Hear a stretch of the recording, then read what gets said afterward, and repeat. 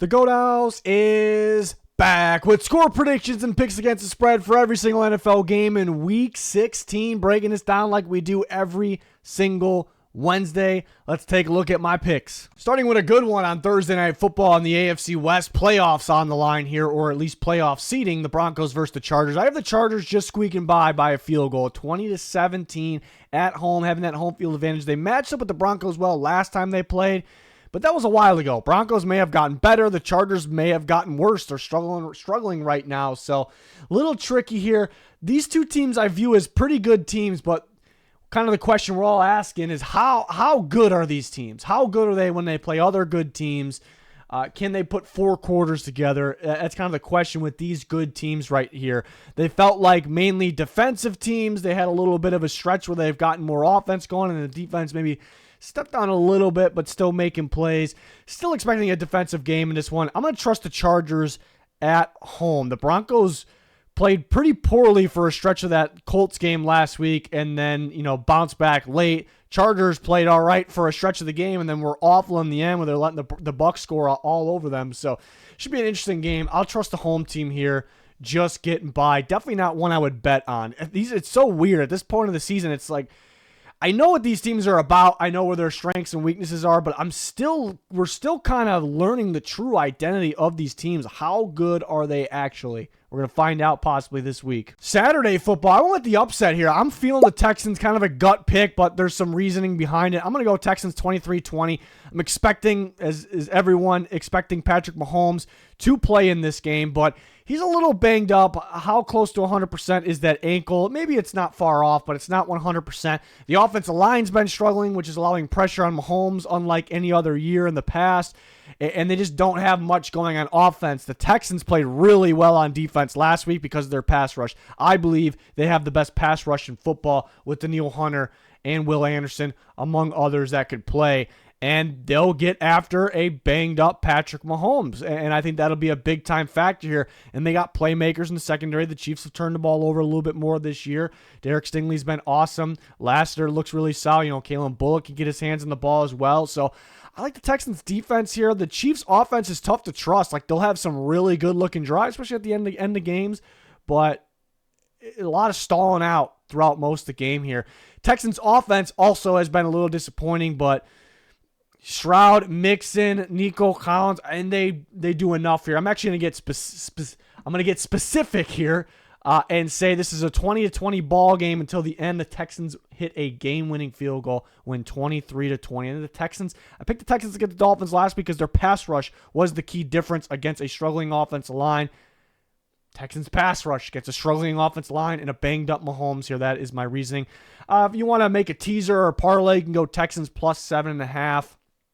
It's on Saturday in Kansas City, so it's a little tricky to go all out in the Texans plus 3, but I do have them winning the game by 3, even though they're underdogs by 3. Another good one on Saturday, a rival game, Steelers versus the Ravens. I'm going to have the Ravens just squeaking by here, and that I almost want to say that's bold, but they're favored by 6.5, so I can't really say it's bold. But why I want to say that is the trends actually side with the Steelers in this one, because Lamar Jackson just cannot seem to beat the Steelers. He can't beat a Mike Tomlin Steelers team here, and that's since he's been in the league. It's been a Mike Tomlin Steelers team.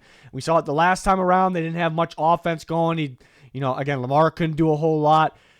The Steelers moved the ball in the Ravens. They just couldn't punch it in. They had to kick a bunch of field goals, so will they actually get in the end zone this time? It's a little tricky. I'm going to trust the Ravens at home on Saturday. The Steelers are a little banged up, even if TJ Watt, George Pickens, if these guys play, they're a little banged up here. So we'll go against the trends and have the Ravens just squeaking by. But these games, these Ravens-Steelers games, hell, the AFC North games like this, playoff-like football, cold weather, Saturday game, they're always a dogfight. They are always close, and the trends, again, side with the Steelers. So plus 6.5 looks pretty good. This feels like, I don't know how anyone could win big in this game. This feels like a 3-point game or less, and I have less. So the Steelers plus 6.5 looks pretty good. It's a little sketchy with that hook, just under 7, but everything points towards this being a good game. I'll side with the Ravens, even though that 6.5. I'll side with them straight up, even though that 6.5 seems like a little bit there, a little bit much. Michael Penix time for the Atlanta Falcons, so there'll be no game plan on him. It's a perfect situation for Penix to come in against the worst team in football, the Giants, with a pretty decent supporting cast in the Falcons. Great situation. He came in a few weeks ago at the end of the game. He threw a couple good balls. The first one he threw actually looked pretty good. I think Penix is going to be good. I think he's going to be good in this game. Again, no game plan for the Giants. They're game planning for a way less mobile quarterback than Michael Penix. Not that he's really a pocket passer, but he can maneuver around a bit. So I like the Falcons here. I think they'll do some damage in this one. The Falcons defense, this is a weird take maybe, because the Falcons defense might be playing better. I mean, they just played the Raiders. They held them down for the most part. Yes, it's Desmond Ridder and the Raiders. The Giants are the same situation. It's going to be Drew Lock. The quarterbacks are playing bad. They're the worst team in football. The week before, this is why it's a weird take, the defense was god-awful against the Vikings, one of the better teams in football right now. And the week before that, the Falcons' defense is pretty good against the Chargers. But looking at all three of those games, even in the Vikings game, the defense has been getting a lot more pressure than they have been compared to the rest of the season. So I actually do think the defense could be slightly better, and they're not playing the Vikings offense in this game, right? So I don't expect the Giants to do much of anything here. 13 points is what I have. I got the Falcons scoring 24. There's a lot of teams this week that I like in a parlay. You pair them together. Here's one of them. The Falcons parlay money line in a parlay looks pretty good. And I do like the under as well. The Falcons, how crazy will the rookie quarterback go? I think he'll have a good game, but don't see them scoring an absurd amount of points. And again, I don't see the Giants doing a whole lot. They're just very bad right now, very bad on offense, a bad quarterback play. Falcons getting more pressure on quarterbacks lately. So 24-13, the under. The Falcons winning for sure is what I got. Lions and Bears. The Lions are favored by 6.5, and that could be a little, scary if you're trying to bet on the Lions, because the Bears typically play them pretty close. Looking at the last time they played and the two times last year as well, like winnable games actually for the Bears, even though the Lions are light years better. And the Lions are very beat up right now as well, but they're not. I mean, they lost Montgomery. Other than that, they're not beat up on offense. It's still maybe the best offense in football, at least top two. And the Bears defense is struggling right now. They're struggling against the pass. They're really struggling against the run. The Lions, the last time they played, it felt like they could have had 31 points at halftime, but they were kind of shooting themselves in the feet a little bit there. So I think they maybe a little salty about that, and I think they're out to prove something that they're still an elite team, even though they're beat up. So I think the Lions will do plenty enough on offense. The defense is taking steps down because of the injuries. So the Bears, I don't expect the Bears to do much for most of this game, but maybe like a fourth quarter run on offense. It really feels like the Bears are getting worse right now, and they have thrown in the towel, it feels like. So I'll go with the Lions 31-20. I would use the Lions money line in a parlay, and I do like the Lions over their point total over of 27.5. They're good to score 30 points, 31 points, around there. 28 maybe at the least. Well, I guess you could say 27 at the very least. That's why the line is sitting there. But I like the over. Bears defense really struggling. They've thrown in the towel. 31-20 lines is what I have. Browns and Bengals. I like the Bengals to take care of business here, winning 28-19, and they're favored by 7.5. At first glance, it seems like a bit for the Bengals against anybody, really, because how bad they play on defense, and games just seem to stay close for the most part to the end. Even the Titans game, they won by 10, but early in that game, they were losing, so it seems a little sketchy, but the Browns, another team that might have thrown in the towel now, they're putting DTR in. We saw him earlier this year. It was not good, obviously, so how much offense will they have? The Bengals, I definitely trust their offense. Another thing, too, the Bengals at home against the Browns, recent success, very much so. They've been winning by, I think, like 15-plus points the last two times. So they've been doing some damage. So I like them to win by a pretty decent amount here. I'll go 28-19. And the Bengals money line is another one of those that I would use in a parlay this week. Feel good about a lot of them this week.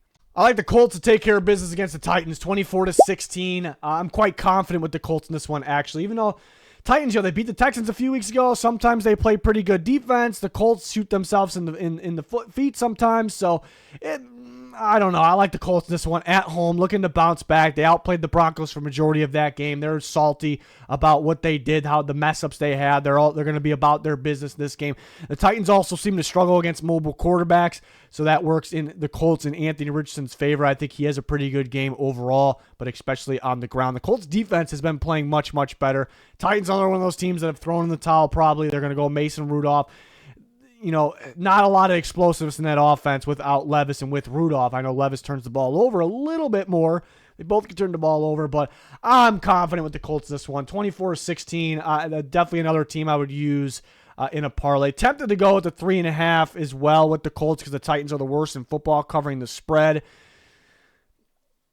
I kind of like that one, honestly. It's a little tricky with that hook. What if the Colts win by 3? It's certainly possible, but the more I'm talking, I like that one. The Colts bounce back here. I think the Titans have pretty much thrown in the towel at this point. Rams and Jets, the Rams -3. I like it. You might go like I kind of was earlier in the week. How are they only -3 in this game? Well, the Jets are playing better even in some of those losses. Well, I got to stop myself there. They're playing better on offense. Devontae Adams is going off. Rodgers playing a little better. They're actually playing a lot worse on defense. But how is it a 3-point spread? Aaron Rodgers is why in trends, looking at his career, he is 8-0 against the spread against the Los Angeles Rams. So that's a little scary. That's probably why it's a low line, but it's different. Rodgers isn't the same as what he used to. The Rams are heating up. I trust them on both sides of the ball in this game. They'll play solid enough defense, and I definitely trust their offense against a declining defense here. The Jets are going to have to contain the Rams passing game and running game. Don't think they do that. I got the Rams winning 27-20, and I would bet the Rams, even though the trends say stay away.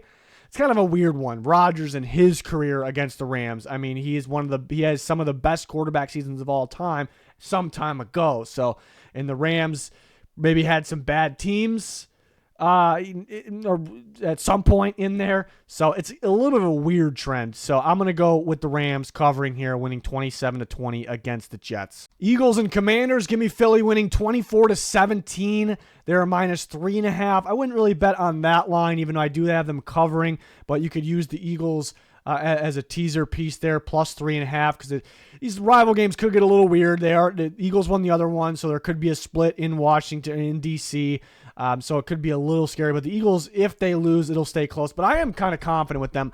I honestly don't think the Commanders are as good as they were earlier in the season, and they look good early in that game against the Eagles, and the Eagles figured something out, and that was just run the ball to Saquon Barkley, and they dominated that fourth quarter. So I think they'll take a little bit of that. No, the Commanders aren't putting 4 quarters together right now. They just aren't. So are we going to get enough offense from them? Can the defense stop Saquon Barkley? And the Eagles just had a really good passing performance last week, so that has to be part of the game plan as well. So Eagles are arguably the best team in football right now. I'm going to go with them 24-17. I think the Commanders will have runs on offense, and then they'll kind of they'll stall out on offense as well. Can they put 4 quarters together? Give me the Eagles 24-17. Cardinals and Panthers, I like the Cardinals 26-20.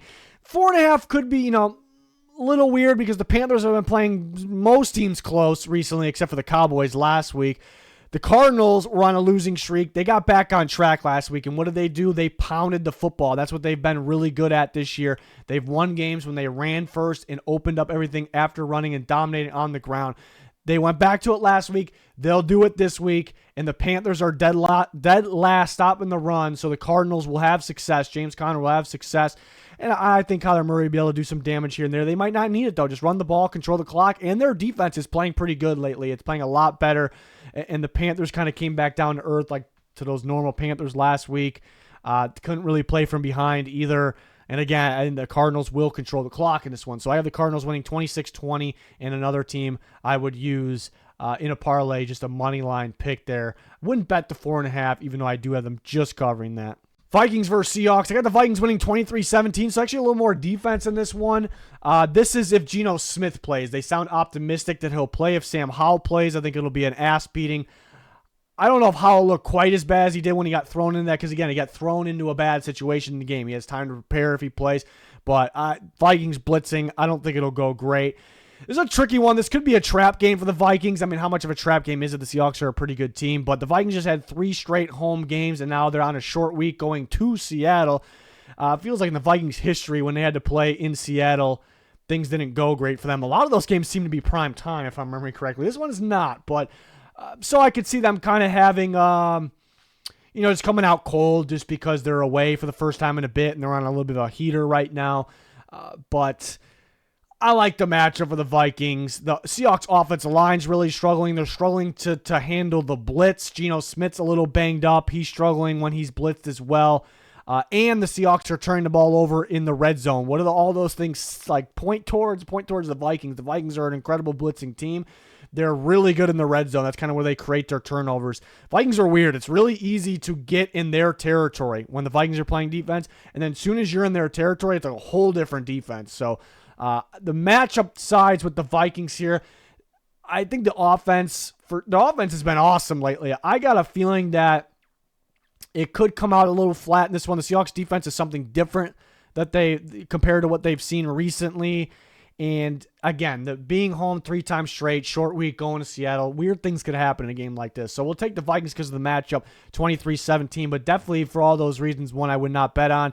Again, if it's Howell out there, maybe we'll bet on the Vikings. The Vikings will probably win big then. Patriots and Bills. The Bills are favored by a whopping 14. I don't know. Sometimes the Bills play the Patriots at this point of the year and weird things happen. Even if they win, it's kind of close. And the Bills defense isn't playing that great right now. And the Patriots will maybe late in the game too. They'll get some scoring opportunities there. And they'll probably keep it under 14, but I wouldn't bet on it. But the Bills are awesome right now. Josh Allen, the best player in football. Again, I keep saying it. I love the running back trio, their ability to catch the ball. Love Khalil Shakir. Again, they're getting Kincaid kind of back going in that mix. I like them winning 30-20. I would bet the over in this one. Again, the Patriots could score some points against the Bills defense, and especially later in the game, and we know the Bills can score points. So I have a 50 total on the over-under being set at 46. So give me Buffalo 30-20. Jags and Raiders kind of feels like a coin flip game if Aiden O'Connell plays, which a week ago I felt like O'Connell was probably going to be done for the year or not going to be back anytime soon, and now they're talking about him playing, and it's not official yet. If it's Ritter, then I definitely like the Jags, not by a lot, but the Jags should find a way to win. I'm still going to roll with them. Raiders, no Max Crosby.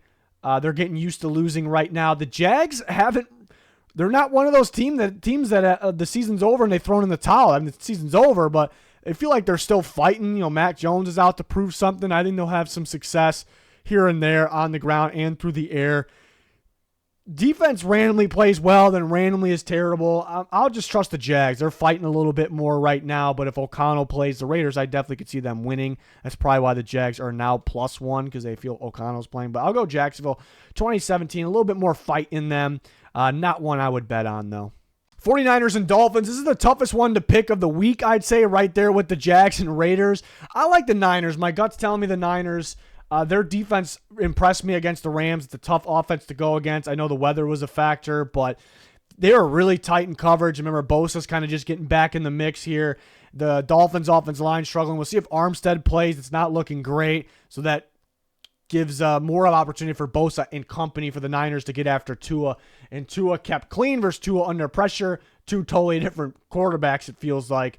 But he's capable of being a great quarterback, especially for sure at home. The Dolphins, that's a tricky part. Dolphins are a lot better at home. They have that home field advantage for sure, so they could win off of that. But I'm gonna trust the Niners defense. Purdy played bad last week. I think he bounces back. I think he has a really solid game here.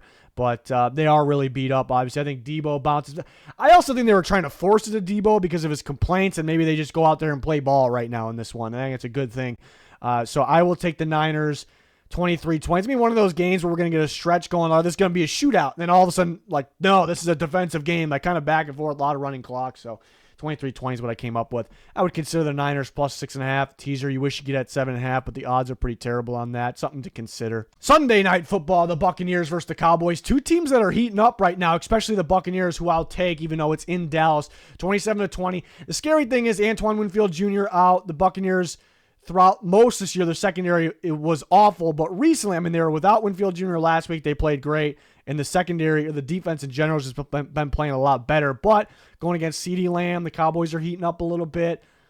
They might be able to do some damage there, but the Cowboys have also been running the ball very, very well. The Bucs do a good job stopping the run. Cowboys have been playing better on defense, but the Bucs have been awesome on offense. They could beat you at the run. They could beat you at the pass. They could beat you at Baker scrambling, just being that guy, so being that dog. So I'm going to trust the Bucs here. 27-20, covering that 4. Tempted on that.